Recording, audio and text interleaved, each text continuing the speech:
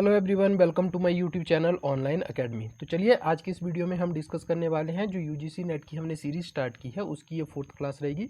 और इसमें जो हमारा पूर्व मध्यकाल का जो चौथा इंपॉर्टेंट राजवंश रहेगा चोल वंश, उसके बारे में आज हम इस वीडियो में डिस्कस करने वाले हैं। तो चलिए एक बार आपके साथ कनेक्टिविटी जो पुरानी क्लासेस मैंने की उसमें किस प्रकार से चीज़ें आगे बढ़ी उनके बारे में थोड़ा सा ओवरव्यू लेते हुए हम चोलों की तरफ बढ़ेंगे और भारत की थोड़ी सी पृष्ठभूमि या कहे जो चोल थे उनका किस प्रकार से उद्भव होता है, उससे पहले की क्या पृष्ठभूमि थी, उसके बारे में थोड़ी सी चर्चा करेंगे। एक सेकंड मैप के माध्यम से जो है हम इन चीज़ों को डिस्कस करने वाले हैं, तो एक सेकंड वेट कीजिएगा। तो चलिए शुरू करते हैं। तो सबसे पहले यहाँ पे देखेंगे कि भारत में किस प्रकार से पृष्ठभूमि निर्मित हुई चोल साम्राज्य के लिए। तो ये देखिए, ये भारत हो गया। जिस प्रकार से मैंने बात की थी कि गुप्तोत्तर वंश का या गुप्त काल का अंत होने के बाद भारत में कुछ क्षेत्रीय राज्य उभरते हैं। एक हर्षवर्धन के नेतृत्व में, दूसरा चालुक्यों के नेतृत्व में, और तीसरा पल्लव। दक्षिण भारत में पल्लव होंगे। ठीक है, तो ये तीन राजवंश जो है गुप्त काल के बाद मुख्यतः भारत में देखने को मिलते हैं। इसके बाद क्या होगा, ये तो रही बात गुप्त काल के बाद की। एक सेकंड, जरा छोटा मैप हो करके हम आगे इसमें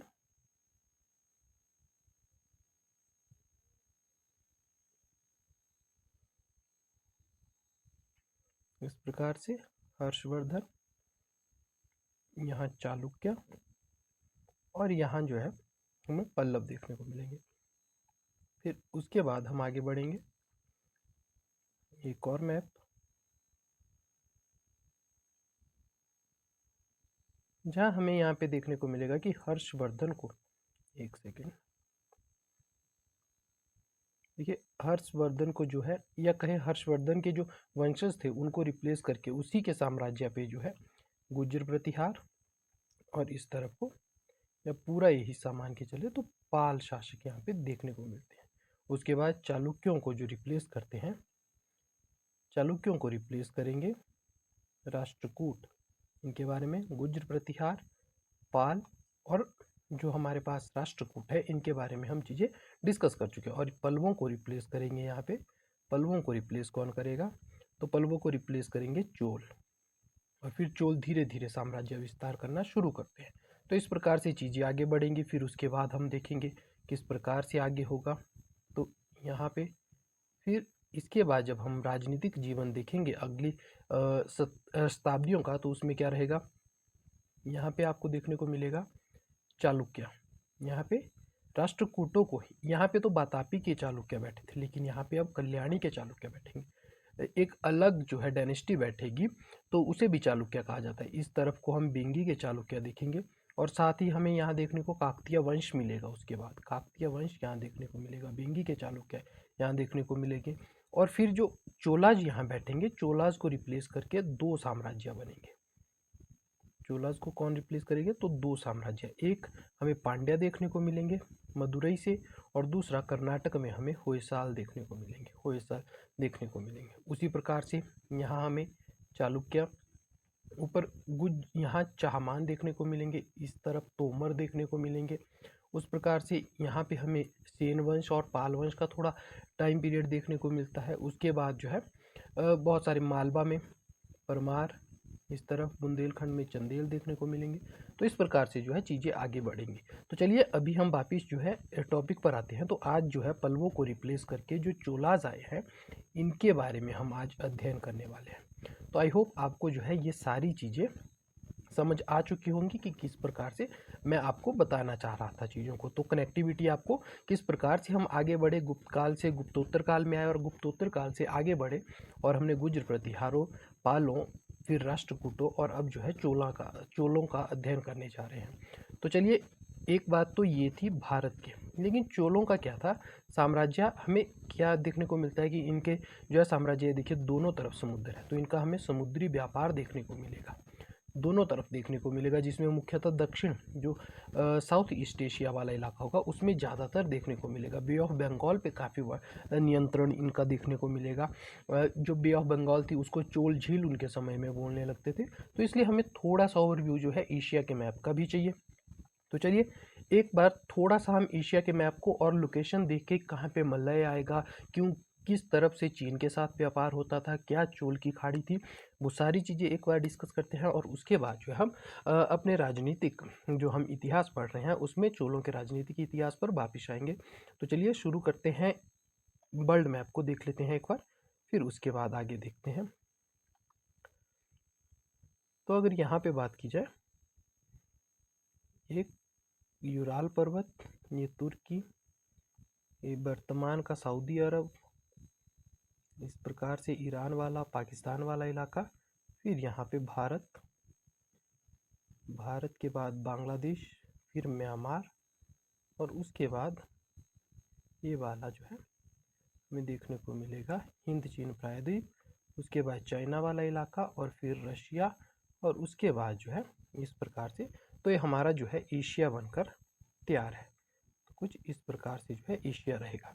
तो ये जो है एशिया है, जैसा कि मैं आपके साथ पहले डिस्कस कर चुका हूँ।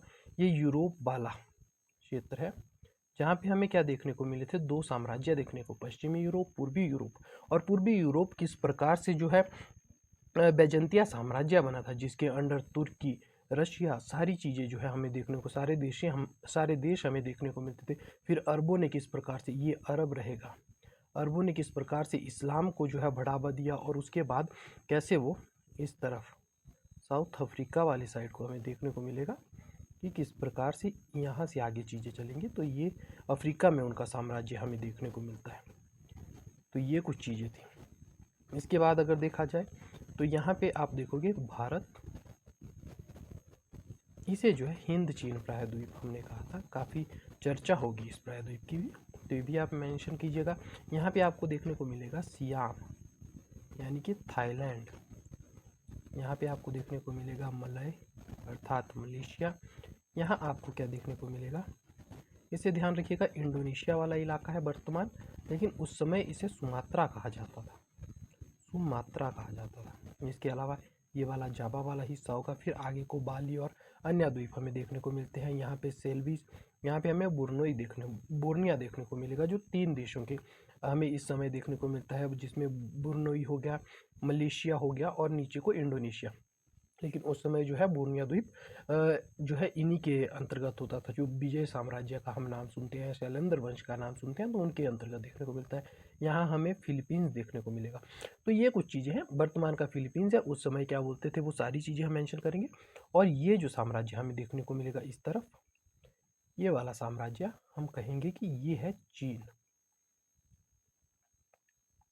तो आई होप आपको सारी जो है लोकेशंस पूरी तरह से माइंड में आप सेट कर चुके होंगे कि कहाँ पे अरब है, कहाँ अफ्रीका है, कहाँ यूरोप है, कहाँ चीन है, और कहाँ मलय, सुमात्रा, आपको आगे नाम आएंगे इसके। यहाँ पे सियाम थाईलैंड वाला हिस्सा, और यहाँ पे जावा है। तो ये क्यों मैं आपके साथ जियोग्राफी डिस्कस कर रहा हूँ हिस्ट्री में, तो देखिए आर एस शर्मा जी की एक बहुत फेमस स्टेटमेंट है कि अगर आप किसी देश का या किसी जगह का इतिहास पढ़ना चाहते हैं तो उससे पहले आपको वहाँ के भूगोल से अवगत होना चाहिए।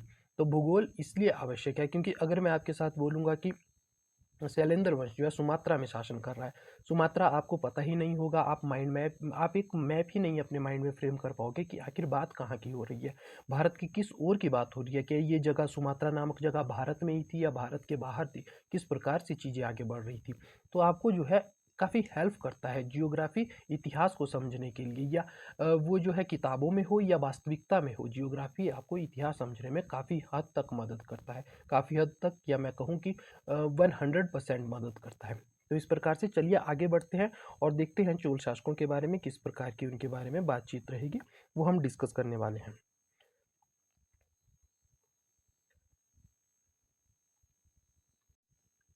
तो चलिए देखते हैं चोलों के बारे में। तो सबसे पहले देखेंगे कि चोलों का जो समय काल रहेगा 850 से लेकर 1279 तक रहेगा। देखिए जिस प्रकार से मैं आपके साथ डिस्कस करता हूँ, और काफ़ी क्लासेस में मैं ये चीज़ बोल चुका हूँ कि 9वीं से 12वीं शताब्दी के मध्य, 9वीं शताब्दी। तो एक बार इस चीज़ को समझ लीजिए, क्योंकि इतिहास में टर्मिनोलॉजी समझना काफ़ी बड़ी बात होती है। 9वीं शताब्दी का मतलब होता है 8वीं से लेकर 801 से लेकर 899 तक, इसे 9वीं शताब्दी कहते हैं, क्योंकि 900 आने वाला है।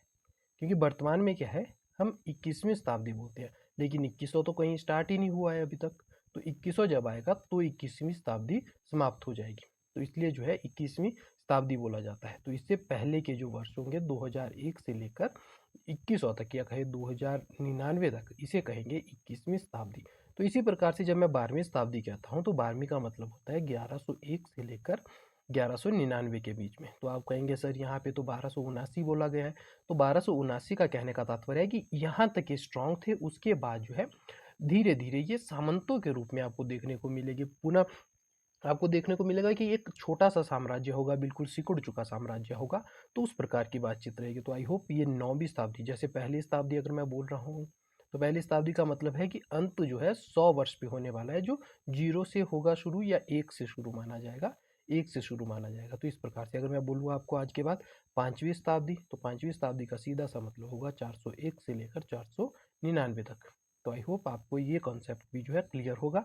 और बाकी बीसी और एडी वाला जो कॉन्सेप्ट रहेगा वो तब जब प्राचीन काल में हम पढ़ने उतरेंगे उस दौरान मैं आपके साथ डिस्कस कर लूँगा। तो चलिए आगे चलते हैं और देखते हैं इसके बारे में।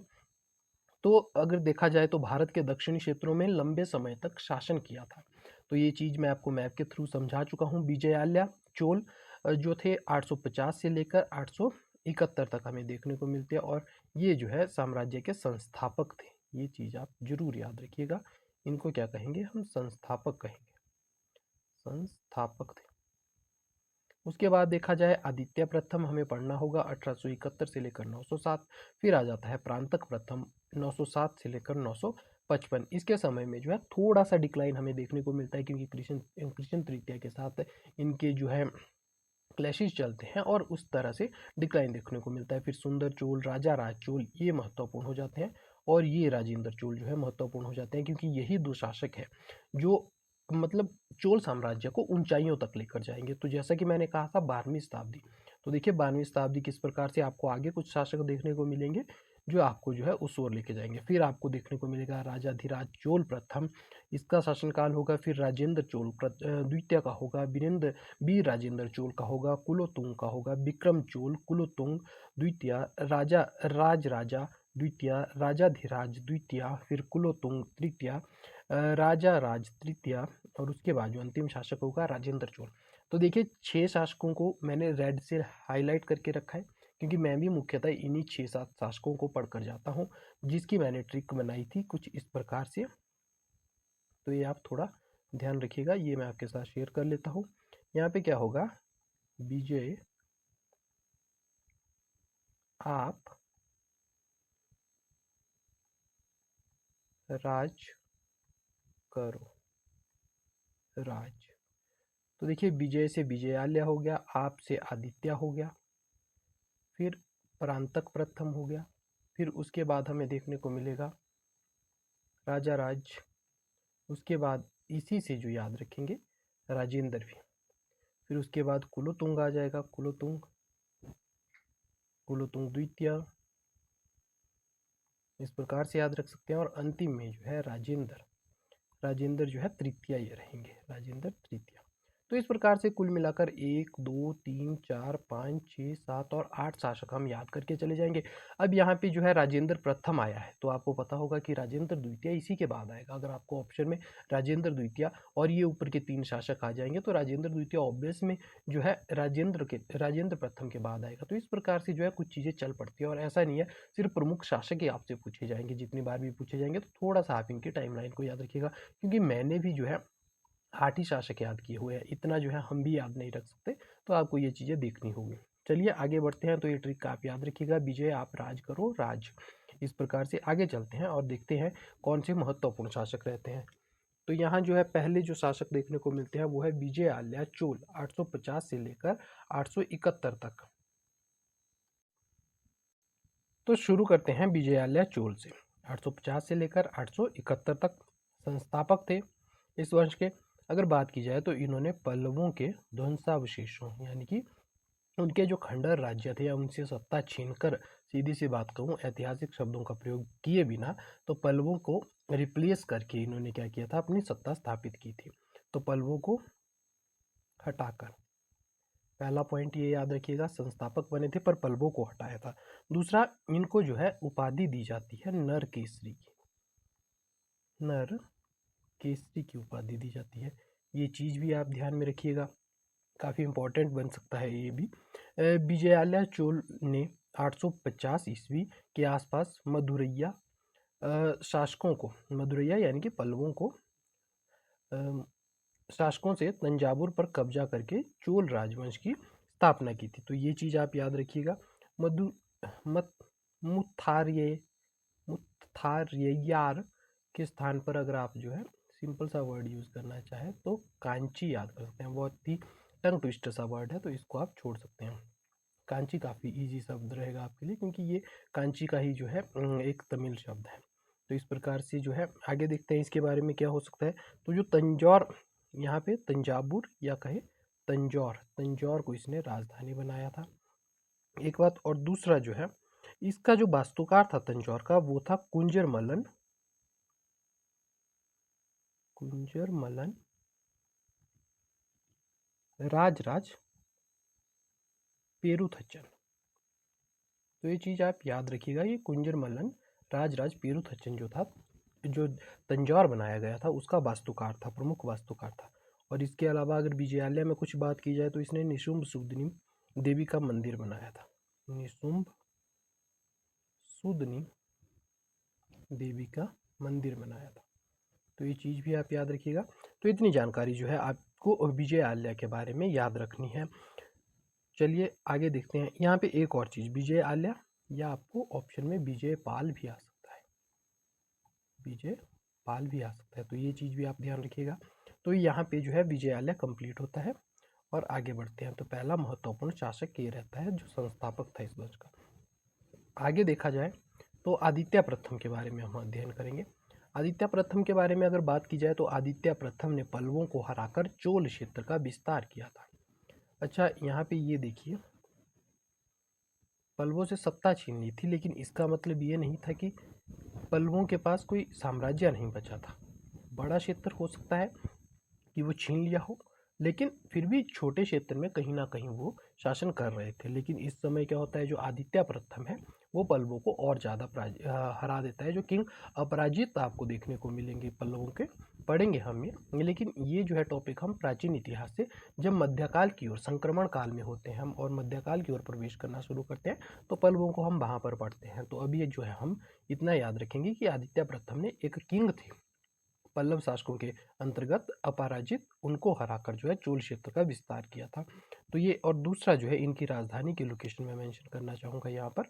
तो यहाँ जो है आपको तंजौर देखने को मिलेगा, तंजौर देखने को मिलेगा। लेकिन कांची, कांची यहाँ था। तो अभी कांची पर जो है वो शासन कर रहे हैं, पल्लव शासन कर रहे हैं, ये धीरे धीरे अभी एमर्ज हो रहे हैं। तो ये चीज़ जो है आप याद रखिएगा, ये अभी धीरे धीरे उठना शुरू करते हैं। तो इस प्रकार से जो है आदित्य प्रथम के बारे में और चीज़ें देखी जाए तो इन्होंने पल्लव क्षेत्र में जो देखा जाए तो एक्चुअल में इसे बोलते हैं टोंडई मंडलम। जो तमिलनाडु वाला क्षेत्र है इसे टोंडई मंडलम भी कहते थे, यानी कि टोंडई मंडलम या तमिल क्षेत्र। तमिलनाडु तो हम वर्तमान में कहते हैं, लेकिन वैसे याद रखिएगा, पर कब्जा कर उन्हें उनका प्रभाव समाप्त कर दिया और दक्षिण भारत में जो है चोल वर्चस्व की नींव रखी। तो ये भी महत्वपूर्ण पॉइंट हो जाता है। इसके अलावा अगर आदित्य प्रथम के बारे में कुछ देखा जाए तो इसने कोदंड राम की उपाधि ली थी, कोदंड राम की उपाधि ली थी, क्योंकि इसने जो है पल्लवों पर विजय पाने के बाद ये उपाधि ली थी। एक बात इसके बारे में जो आपको याद रखनी है। दूसरा, ये तो आपको पता लग गया होगा कि ये पहला स्वतंत्र शासक था। एक बड़े हिस्से पर विजयालय का जरूर प्रभाव स्थापित हो गया था, लेकिन उसने उसने जो है कभी भी ये घोषणा नहीं की थी वो पूरी तरह से जो है पल्लवों से अलग हो रहा है। लेकिन इस समय पे आपको देखने को मिलेगा कि वो जो है आदित्य प्रथम के समय में पूरी तरह से चोल एक स्वतंत्र शासक की भांति अपना राज पाठ जो है चलाना शुरू कर देते हैं। तो आदित्य प्रथम के बारे में इतना आप जो है याद रख सकते हैं, बाकी यहीं से आपको क्वेश्चन बनने वाला है। चलिए आगे देखते हैं। इसके बाजू बैठेंगे प्रांतक प्रथम बैठेंगे। प्रांतक प्रथम के बारे में अगर देखा जाए तो प्रांतक प्रथम ने पांड्या प्रदेशों पर कब्जा करके और साम्राज्य की सीमाओं को श्रीलंका के उत्तरी क्षेत्रों तक बढ़ाकर चोल साम्राज्य का विस्तार किया था। तो अब ये क्या चीज है, तो याद रखिएगा, इसके बारे में आगे थोड़ा सा देख लेते हैं और फिर मैप पे आएंगे। प्रांतक प्रथम ने शासनकाल में कृषि विकास और मंदिर निर्माण पर ध्यान केंद्रित किया। उत्तरामेरुरु शिलालेख जो है चोल साम्राज्य के स्थानीय स्वशासन का एक महत्वपूर्ण दस्तावेज है। तमिलनाडु के उत्तरामेरुरु गांव में पाया गया है। उत्तरामेरुरु शिलालेख प्रांतक प्रथम के शासनकाल के दौरान ग्राम सभा के कामकाज और शासकों के चुनाव की प्रक्रिया का विवरण करते हैं। तो देखिए, उत्तरामेरुरु अभिलेख जो है इतना अधिक इम्पोर्टेंट है कि जब जो है आप किसी प्रकार से कोई बड़े टेस्ट की तैयारी करने लगते हो तो आपको ये स्पेशली इसमें जो वर्णित है चोलों का स्थानीय स्वशासन, चोलों का स्थानीय स्वशासन की क्या शर्तें थी अगर आपको ग्राम सभा का मेंबर बनना हो, या किस प्रकार से जो है और कौन कौन सी चीज़ें जो है, कौन कौन से पद जो है ग्राम के शासन के लिए आवश्यक थे, पंचायत कैसी थी और किस प्रकार की जो है निकाय बने हुए थे। तो स्थानीय प्रशासन या कहे स्वशासन की जानकारी देता था।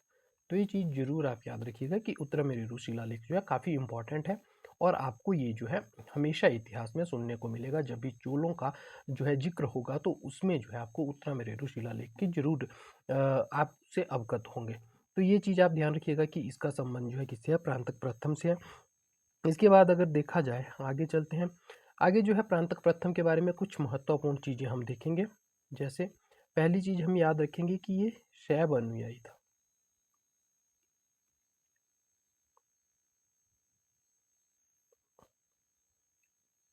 सॉरी, शैव अनुयायी ये नहीं, बल्कि यहाँ पे इस वाले पॉइंट को आप हटा सकते हैं, बल्कि इसके बारे में पहले हम श्रीलंका के बारे में देख लेते हैं कि श्रीलंका में किस प्रकार से इसने साम्राज्य विस्तार किया था। तो यहाँ पे देखेंगे श्रीलंका के बारे में। तो देखिए, अगर श्रीलंका के बारे में बात की जाए तो इसने जो है श्रीलंका पर कब्जा किया था। उसके बाद इसका एक हमें युद्ध देखने को मिलता है राष्ट्रकूटों के साथ। राष्ट्रकूटों के साथ जो कृष्ण तृतीया थे उसके साथ एक महत्वपूर्ण युद्ध देखने को मिलता है। और कृष्ण तृतीया के साथ कौन सा युद्ध था, उसका नाम था कोल्लम का युद्ध। तो कोल्लम का युद्ध हमें देखने को मिलेगा। और इसमें क्या होगा, कृष्ण तृतीया जो है प्रांतक प्रथम को पराजित करेगा और प्रांतक प्रथम के पराजित होने के बाद एक तो साम्राज्य नीचे जाता है। चोल जो है जो उभर रहे थे, इस प्रकार से अगर चोल उभर रहे थे तो यहाँ पे उनकी सीमा जो है किसके साथ लगना शुरू हो चुकी थी, राष्ट्रकूटों के साथ। और जब ये क्या करता है, पांड्या शासकों को जीतता है, तो उसके बाद यहाँ पे कृष्ण तृतीया जो है चोलों पर आक्रमण करते हैं और उत्तरी भाग जो है उनका हिस्से का जो है उनके साम्राज्य का छीन लेते हैं और अपने अंतर्गत ले आते हैं। तो इसके बाद आप देखोगे कि जब कृष्ण तृतीया की मृत्यु होगी उसके बाद चोल वास्तविक रूप से उभर पाएंगे और धीरे धीरे काफ़ी स्ट्रांग होना शुरू होंगे। 965 के आसपास जो है कृष्ण तृतीया की मृत्यु होगी, उसके बाद ये उभरना शुरू करते हैं। तो ये बात याद रखिएगा। और दूसरा यहाँ पे याद रखने के लिए जो है कि जो प्रांतक प्रथम था, प्रांतक प्रथम था, इसका हमें देखने को मिलेगा कि इसका जो पुत्र था उसकी इसमें मृत्यु हो जाती। तो ये चीज़ भी आप याद रखिएगा। अगले शासक की ओर चलते हैं। अगला जो शासक है राज प्रथम 1985 से लेकर 1014 ईस्वी तक चोल साम्राज्य के एक महानतम शासक थे। राज प्रथम ने जो है 9 सैनिक अभियानों में भाग लिया और पश्चिमी तट श्रीलंका मालदीव पर विजय प्राप्त की। राजा राज प्रथम ने श्रीलंका का उत्तरी और पूर्वी भाग चोल शासकों के नियंत्रण में आ गया था। राजा राज प्रथम ने श्रीलंका के उत्तरी भाग को जो है कहें तो मुंडी चोल मंडलम नाम दिया था, मुंडी चोल मंडलम का नाम दिया था। कंदानूर सिलाई की लड़ाई में जो है चेरों को हराया था। तो यहाँ पे अब क्या बात हो रही है, तो इसको थोड़ा समझने का हम प्रयास करेंगे। देखिए, ये जो है इसे बोलते हैं सिलोन या श्रीलंका। तो इस तरफ आपको देखने को मिलेगा मालदीव, छोटा सा द्वीपीय राज्य है, लेकिन हमें देखने को क्या मिलेगा कि जो यहाँ पे इस समय तंजौर में बैठे हैं तो इनके पास साम्राज्य विस्तार करने के लिए ये वाला हिस्सा है। तो इन्होंने श्रीलंका पर कब्जा किया। उसके बाद मालदीव पर नौसैनिक अभियान लिखा है। नौसैनिक अभियानों के माध्यम से जो है पश्चिमी तट, और पश्चिमी तट क्या है, तो पश्चिमी तट ये जो पश्चिमी घाट के साथ जितना भी हमें जो तटवर्ती क्षेत्र देखने को मिलता है उसी को क्या कहते हैं, हम पश्चिमी तट का नाम देते हैं। तो यहाँ पे याद रखिएगा ये पश्चिमी घाट के जो बाईं तरफ हमें देखने को मिलेगा। तो इस वाले पूरे हिस्से पे, क्योंकि काफ़ी इंपॉर्टेंट था, काफ़ी उपजाऊ था, यहाँ से जो पश्चिम घाट से नदियाँ निकलती है वो सभी इसी क्षेत्र में बहती है, तो इसलिए जो है पश्चिमी तट पर इन्होंने कब्जा किया। उसके बाद जो है राजा ने श्रीलंका का उत्तरी भाग, पूर्वी भाग चोल शासकों के नियंत्रण में आ गया। राजा श्रीलंका को जो है क्या था, इन्होंने बोलना शुरू किया था मुंडी चोल मंडलम, इसको नाम दिया था। तो ये भी चीज़ आप याद रखिएगा। और इसके बाद यहाँ के बारे में अगर बात की जाए तो ये जो है शैव अनुयायी था, शैव अनुयायी था, और इसने बड़ा ही महत्वपूर्ण एक मंदिर बनाया था। उसके बारे में मैं आपको डिक्टेट करना चाहूँगा। वो जो था वो था राजेश्वर मंदिर, या बृहदेश्वर मंदिर जिसको बोलते हैं, बृहदेश्वर मंदिर भी हम इसको बोलते हैं। तो ये चीज़ भी आप याद रखिएगा, लगभग 10 ईस्वी में इसके द्वारा ये बनाया गया था। ये चीज़ हो गई। और इसके बाद इसके एक गुरु थे, इसके गुरु का नाम था ईशान शिव पंडित, ईशान शिव पंडित। तो देखिए, जितने भी एक्स्ट्रा फैक्ट मेरे अकॉर्डिंग जो मुझे लगता है इम्पॉर्टेंट हो सकते हैं, वो मैं आपको अन्य किताबों से पूरा जो है इसमें डिक्टेट करके आपको नोट्स बनवाने की पूरी कोशिश करूंगा। देखिए, मैं पहले भी डिस्कस कर चुका हूँ कि हर चीज़ मैं आपको पीडीएफ में नहीं दे सकता, क्योंकि मेरे पास भी बहुत सारे जो है नोट्स इस प्रकार से आपको देखने को मिलेंगे। जैसे ये जो शासकों वाला है, इसमें कुछ NCERT के आपको देखने को मिलेगी, जो 11th क्लास की NCERT है। इसके अलावा अगर आप देखेंगे, जो मैं आगे प्रशासन में आपको भूमि का जो विभाजन पढ़ाऊंगा वो आपको देखने को मिलेगा कि NCERT 6th क्लास की NCERT में आपको देखने को मिलेगा।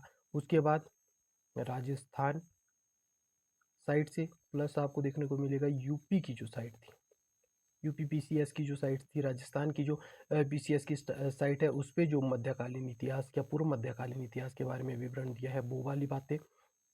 और इसके बाद जो है कुछ और इम्पॉर्टेंट सोर्सेज के माध्यम से जो मेरे टीचर्स के द्वारा मुझे पढ़ाए गए थे, प्लस मेरे MA के नोट्स हो गए, और उसके अलावा मेरे जो ऑप्शनल के नोट्स थे, उन सबको मैंने जो है क्लब करके आपको पूरा आपको जो है सारी इन्फॉर्मेशन देने की ट्राई कर रहा हूँ कि किस प्रकार से जो है आपके काम में आ सकते हैं।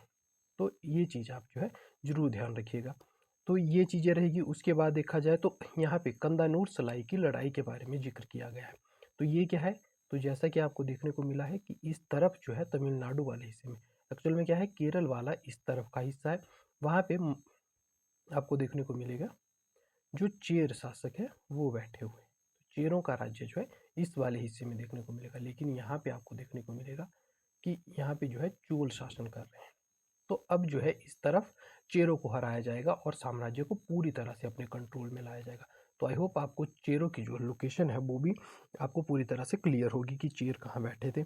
इसके अलावा अगर इसके बारे में कुछ और बात की जाए, तो जो हमने बात की कि मुंडी चोल मंडलम की बात की, उसकी राजधानी की अगर बात की जाए तो पोल नरूबा इसने राजधानी बनाई थी। एक और फैक्ट जो मुझे मिला है उसको भी आप प्लीज़ मेंशन कीजिएगा। जैसा कि मैंने आपसे डिस्कस किया कि इसको मुंडी चोल मंडलम कहा जाता था श्रीलंका को। जब इसके साम्राज्य में आएगी तो अलग से प्रांत बनाया गया जिसका नाम दिया गया मुंडी चोल मंडलम, और इसकी जो राजधानी बनाई गई इसके द्वारा वो थी पोलन रुवा।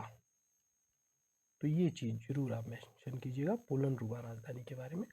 तो ये चीज़ें जो है इसके बारे में इंपॉर्टेंट रहेगी। चलिए आगे वाले शासक की ओर देखते हैं, कौन सा शासक आगे बैठेगा और किस प्रकार की उसकी नीतियाँ रहेंगी। लेकिन पहले कुछ और चीज़ें इसके बारे में हम देख लेते हैं। यहाँ पे कावेरी नदी पर बांध का निर्माण करवाया था। उसके बाद राजा राज प्रथम जो था उसने 1010 ईस्वी में तंजौर में बृहदेश्वर मंदिर की स्थापना की थी।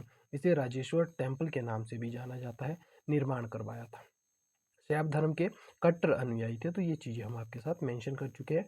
और 1014 ईस्वी में जो है आपको इनकी मृत्यु जो है 1014 ईस्वी में हो जाती है। तो ये चीज़ भी आपको ध्यान रखनी है क्योंकि काफ़ी इंपॉर्टेंट शासक है, और टाइमलाइन के अकॉर्डिंग हो सकता है इनकी मृत्यु पूछ ली जाए कब हुई थी। तो इस प्रकार से आपको कुछ चीज़ें इनके बारे में ये भी ध्यान रखनी होगी। चलिए आगे देखते हैं राजेंद्र चोल प्रथम के बारे में क्या क्या महत्वपूर्ण फैक्ट हमें देखने को मिलेंगे, तो उनको एक बार डिस्कस कर लेते हैं। राजेंद्र चोल जो है प्रथम 1014 से लेकर 1044 ईस्वी तक बैठता है। राजेंद्र प्रथम ने उत्तरी भारत में अपने अभियान द्वारा सबसे उल्लेखनीय सैन्य उपलब्धि हासिल की थी। उत्तरी भारत, यहाँ पे समझिएगा उत्तरी भारत क्या है, तो यहाँ पे आपको देखने को मिलेगा कि इस वाले हिस्से को अब धीरे धीरे ये ऊपर की ओर साम्राज्य विस्तार करना शुरू करेंगे। तो यहाँ पे आपको ध्यान रखना है कि राजेंद्र प्रथम ने उत्तरी भारत में अपने अभियान द्वारा शुरू उल्लेखनीय सैन्य उपलब्धि हासिल की। उसने जो है बंगाल में महिपाल प्रथम को हराया था। सबसे बड़ी जो उपलब्धि आपको देखने को मिलेगी इनके समय में, एक बार मैप के माध्यम से हम उसको डिस्कस करेंगे। एक सेकेंड, पहले जो है इनके बारे में पढ़ लेते हैं। उसने बंगाल में महिपाल प्रथम को हराया। इस सफल उत्तर भारतीय अभियान की स्मृति में राजेंद्र ने गंगई कोंड चोलपुरम शहर की स्थापना की थी। टुक टाइटल ऑफ गंगई कोंड चोलम। उसके बाद जो है खुद भी टाइटल लिया और शहर की भी स्थापना की। चोल मंडलम लेक भी बनवाई थी। राजेंद्र का प्रसिद्ध अभियान कदरम या सिरी विजय इंडोनेशिया के नौसैनिक अभियान था। कदरम गोंडा की उपाधि इसने ली थी यहाँ से। और बंगाल की खाड़ी को चोल मंडलम कहा गया था, चोलों की खाड़ी भी कहा गया था। और सैलोन या सिलोन, सिलोन वही बात है कि सिलोन पर जो है उत्तरी आपने देखा। एक सेकेंड, यहाँ पे हम कुछ चीज़ें मेंशन करेंगे। सिलोन, सिलोन की बात हो रही है तो आपको पता है कि उत्तरी और पूर्वी हिस्से पर किसके द्वारा, राजराज प्रथम के द्वारा जो है इस समय जो है जब वो शासन कर रहा था 1014 ईस्वी से पहले, तो उसने जो है सिलोन के इस वाले क्षेत्र पर भाग जो है अधिकार कर लिया था। लेकिन इसके बाद राजेंद्र प्रथम पूरे सिलोन को अपने अधीन ले आता है। इसका नाम उसने रखा था मुंडी चोल मंडलम, आपको याद होगा। तो ये भी आप जो है याद रखिएगा कि पूरी तरह से सिलोन को कब्जे में कौन लेकर आया था, तो यही लेकर आया था। उसके बाद अगर इसके बारे में कुछ चीज़ें और मेंशन की जाए तो इसने जो है क्या किया था यहाँ पे, देखिए ये चीज़ हम पहले भी मेंशन कर चुके हैं कि इस समय जब ये शासन पे है या जब ये गद्दी पर बैठा है तो उस समय बंगाल में हमें पाल वंशों का शासन देखने को मिलेगा, पालों का शासन देखने को मिलेगा। उसके बाद शीन जो है आना शुरू होंगे। लेकिन इसके समय में जो है महिपाल था, महिपाल था बंगाल का शासक। और महिपाल जो है जब बंगाल का शासक था तो गंगा, एक सेकेंड थोड़ा सा गंगा के लोकेशन के बारे में समझेंगे। तो इस प्रकार से समझिएगा।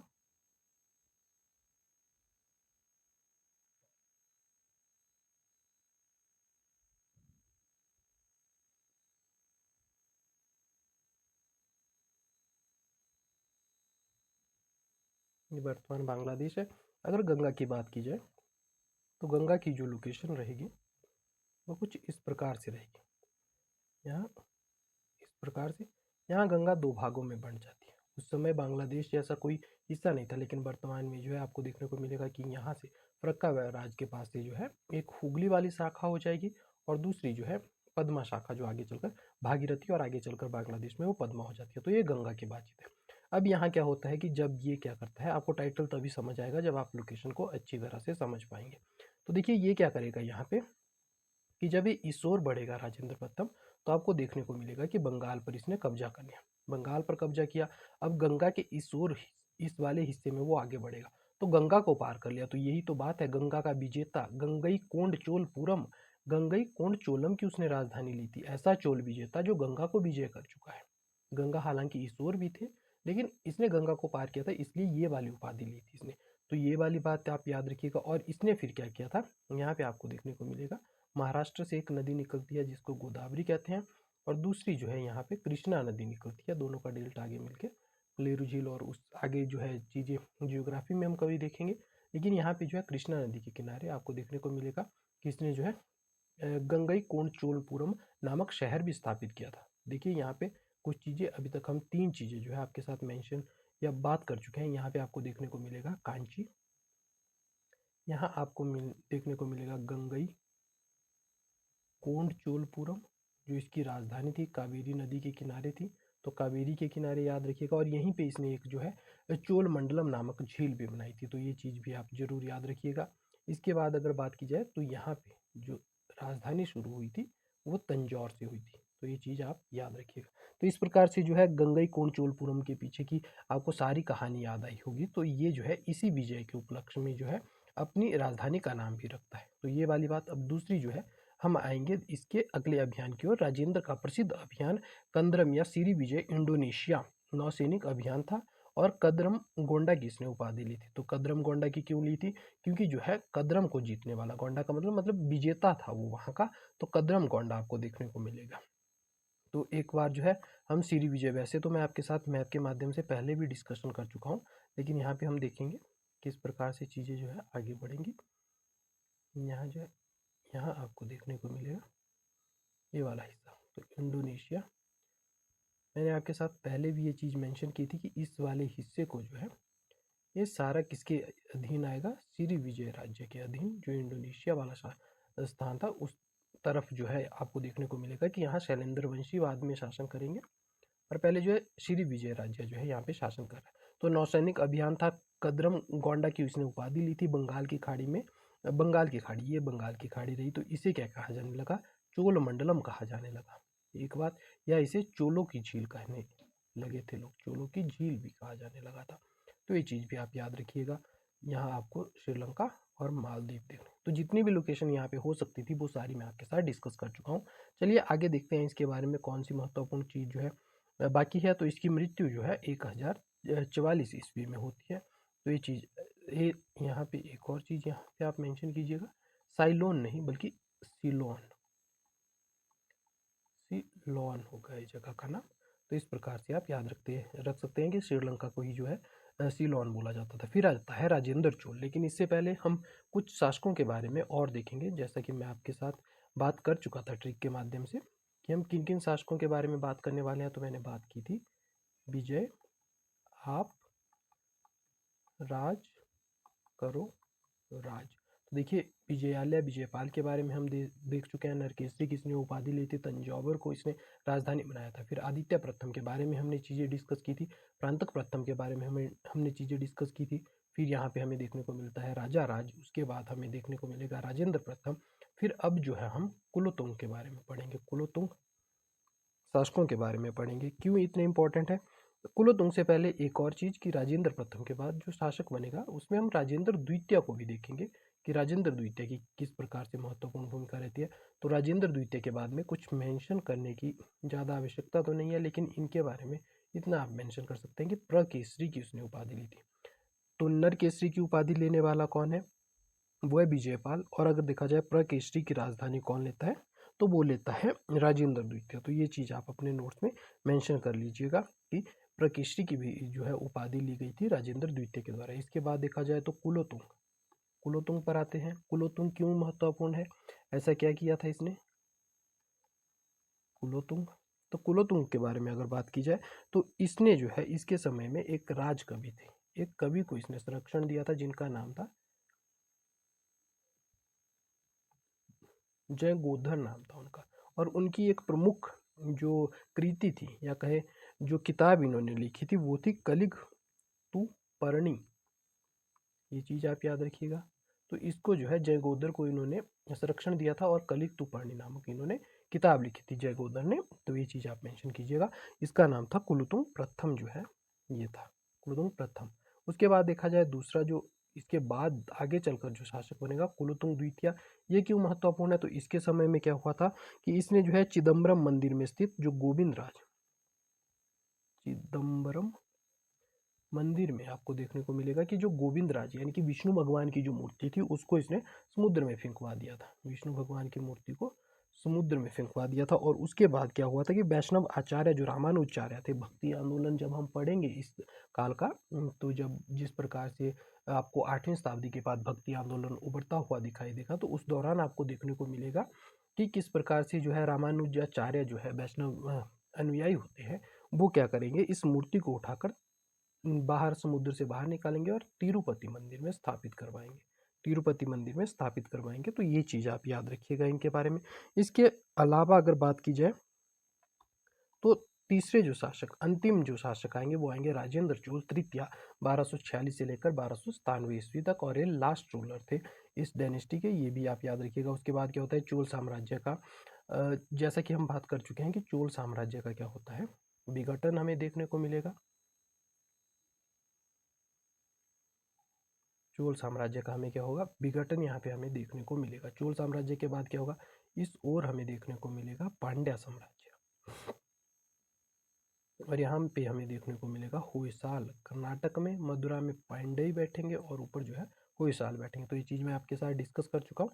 और आगे हम इनके बारे में जब इनका राजनीतिक इतिहास देखेंगे तब भी ये चीज़ें हम मेंशन करेंगे कि किस प्रकार से जो है चीज़ें इनके दौरान आगे बढ़ी थी। तो चलिए फिलहाल जो है चोलों तक रहते हैं और देखते हैं कि यहाँ पे एक और चीज़ मेंशन कीजिएगा कि जो गोवा वाला क्षेत्र है, यहाँ पे एक जो है शासक बैठा था, कदम वंश शासन कर रहा था। और इनका जो है एक शासक था जयकेश नाम से, जयकेश नाम से शासक था। माना जाता है कि इन्होंने जो है जयकेश प्रथम ने चोलों और पश्चिम चालुक्यों के बीच में, पश्चिम चालुक्य कौन, अब जो राष्ट्रकूटों के बाद, देखिए राष्ट्रकूटों से पहले राष्ट्रकूट शासन करते हैं, तो राष्ट्रकूटों से पहले जो है चालुक्य थे, और ये चालुक्य जो थे वातापी के चालुक्य थे। लेकिन राष्ट्रकूटों को हराकर जब तैलपकरक को हराएगा, तो उस समय देखिए यहाँ पे तो क्या हुआ था, दंती दुर्ग ने स्थापना की थी, तो वो चालुक्य अलग थे, और ये वाले चालुक्य जो तैलप स्थापित करेगा चालुक्य, ये होंगे कल्याणी के चालुक्य। तो ये चीज़ आप जरूर याद रखिएगा कि कल्याणी के चालुक्य हमें आगे देखने को मिलेंगे। और एक और जो राष्ट्रकूटों के ही समकालीन चल रहे होते हैं, कि जब राष्ट्रकूट आगे बढ़ रहे थे उसी दौरान हमें देखने को मिलते हैं बेंगी के चालुक्य, तो वो चालुक्य के मध्य समय तक रहते हैं। तो पश्चिम चालुक्य की इनकी बात हो रही है कि जो कदम्ब राजा जो जयकेश प्रथम था, जयकेश प्रथम ने क्या किया था, इनके बीच में, एक सेकेंड, इनके बीच में, यानी कि जो चोल शासक थे उस समय, चोल थे, और ऊपर यहाँ पे पश्चिम चालुक्य, इनके बीच में क्या करवाया था, समझौता करवाया था। तो ये चीज़ आप मेंशन जरूर कीजिएगा। उसके अलावा देखा जाए तो विक्रम चोल अभाव और अकाल में ग्रस्त था, गरीब जनता से राजस्व वसूल किया और चिदम्बरम मंदिर का विस्तार किया। तो चिदम्बरम मंदिर वही मंदिर था जिससे जो है मूर्ति बाहर फिकवा दी गई थी कुलोत्तुंग के द्वारा। तो यहाँ पे विक्रम चोल के बारे में मेंशन कीजिएगा कि उधर जो है जनता भूख प्यास से मर रही थी, लेकिन ये जो है अपने मंदिर के निर्माण में व्यस्त थे, चिदम्बरम मंदिर के निर्माण में व्यस्त थे, और उनसे जो है ज़्यादा से ज़्यादा कर वसूलने में व्यस्त थे। तो जितना अगर माना जाए तो चोलों का अगर शासन स्वर्ण युग भी कहा जाए दक्षिण में, या सर्वोच्च परिणीति भी कहा जाए दक्षिण भारत का मध्यकाल में, तो फिर भी हमें देखने मध्यकाल सॉरी पूर्व प्राचीन काल में अगर देखा जाए तो सर्वोच्च परिणीति कहा जाए, पर उसके बाद भी हमें देखने को मिलता है कुछ ऐसी नीतियाँ भी थी इनकी, जिसके कारण लगता है कि इनकी निष्ठुर नीतियाँ थी, काफ़ी क्रूर भी रहे होंगे ये। तो कुछ ऐसी भी चीज़ें जो थी हमें देखने को मिलती हैं। तो चलिए अब जो है कुछ चीज़ें अगर इनके बारे में और मेंशन की जाए तो थोड़ा सा हम इनकी नीतियों के बारे में देख लेते हैं। देखिए अगर इनकी नीतियों के बारे में आए, किस प्रकार से इनके विदेशी संबंध रहे, उनके बारे में हम स्पेशली बात करेंगे। तो देखिए यहाँ पे हमें क्या देखने को मिलता है, जैसे कि मैं पहले मेंशन कर चुका हूँ चोल साम्राज्य, ऊपर हमें देखने को मिलेगा चोलों के समकालीन ही राष्ट्रकूट, और इस तरफ हमें देखने को मिलेगा गुज्र प्रतिहार, और यहाँ देखने को मिलेगा पाल वंश। तो ये चीज़ होगी, और यहाँ पे चोल, यहाँ पे श्रीलंका और मालदीव वाला इलाका, और इस तरफ को हमें देखने को मिलेगा ये वाला इलाका, जिसको हमने विजय साम्राज्य के नाम से जाना था। तो इसके बारे में अगर मेंशन किया जाए तो यहाँ पे क्या देखने को मिलेगा हमें, कि चोल शासकों ने जो है चालुक्यों का जो नगर था, चालुक्यों, राष्ट्रकूटों के बाद हमें चालुक्य भी देखने को मिलेंगे यहाँ पे। तो यहाँ बोलते हैं कि जब चालुक्य का उद्भव हो गया था, तो चालुक्यों की जो राजधानी थी कल्याणी, वहाँ पे इन्होंने क्या किया था, आक्रमण किया था, लूटपाट की थी, और ब्राह्मणों और बच्चों की भी हत्या की थी इन्होंने। तो ये चीज़ याद रखिएगा। दूसरा पांड्यों के बारे में, मदुरई में जो है पांड्या भी बैठे थे इनके दौरान, तो पांड्यों का भी जो हमें देखने को मिलता है कि जो आबादी थी उसको भी इन्होंने काफ़ी हार्म किया था, और काफ़ी उन पर अत्याचार किए थे इस प्रकार से। उसके अलावा अगर बात की जाए तो जो श्रीलंका था, श्रीलंका के शासक पर भी इन्होंने अत्याचार किए थे, और उनकी जो अनुराधापुर, अनुराधापुर जो राजधानी थी उनकी, उसको जो है पूरी तरह से लूटा था, और यहाँ की जो राजा थे, जो रानी थी, उनके साथ दुर्व्यवहार किया था। और ये माना जाता है कि जिस प्रकार की इनकी नीतियाँ थी, कहीं ना कहीं कलंक था चोल साम्राज्य के इतिहास में। ये चीज़ हमें कलंक के रूप में भी मेंशन जो है एनसीईआरटी में स्पेशली देखने को मिलता है, और कलंक शब्द का ही प्रयोग किया गया है इस चीज़ के लिए। इसके अलावा अगर देखा जाए तो माना जाता है कि एक बार जब तक साम्राज्य इनके कंट्रोल में नहीं है, तब तो ये लूटपाट करते हैं, लेकिन जैसे ही साम्राज्य इनके कंट्रोल में आ जाता है, तो अच्छी नीतियां बनाकर स्थानीय स्वशासन वहां पर प्रदान करके जो है साम्राज्य को समृद्धि की ओर ले जाने का प्रयत्न करते हैं। तो ये चीज़ भी देख सकते हैं, कॉन्ट्राडिक्टरी रहता है। और अगर राजतंत्र में इस प्रकार की चीज़ें हमें देखने को मिलती है तो हमें हैरानी बिल्कुल भी नहीं होनी चाहिए, क्योंकि तलवार का शासन है। प्रतिष्ठा अगर दूसरे राज्य की या दूसरे देश की जनता पर आप अपने धाक जमाना चाहते हैं, तो अत्याचार के माध्यम से वहाँ के मंदिरों को लूट कर जो उनके प्रतिष्ठा के चिन्ह थे या उनके सम्मान के जो चिन्ह थे दूसरे देशों के, उनको जो है क्षति पहुंचाकर ही आप उनको मानसिक रूप से गुलाम बना सकते थे। तो राजतंत्र में इस प्रकार की बातों को देखकर, मतलब ऐसी नीतियों से आपको अब खुद को मायूस करने की आवश्यकता नहीं होती, क्योंकि ऐसा होता है इतिहास में आपको बहुत कुछ ऐसी चीज़ें पहली बार पढ़ने को मिलेगी जहाँ जो दिल दहलाने वाली होगी। तो ऐसा जो है इनके बारे में आप कह सकते हैं कि निष्ठुर नीतियाँ भी इनकी रही थी। इसके अलावा अगर देखा जाए तो अब क्या होगा कि धीरे धीरे साम्राज्य 9वीं शताब्दी के आसपास, 9वीं से 12वीं शताब्दी के आसपास तक रहेगा, और उसके बाद धीरे धीरे इनका जो है समापन ये होने लगता है। इसके अलावा अगर इस ओर कहा जाए तो सियाम में इनके काफ़ी अच्छे जो है व्यापारिक संबंध हमें देखने को मिलेंगे।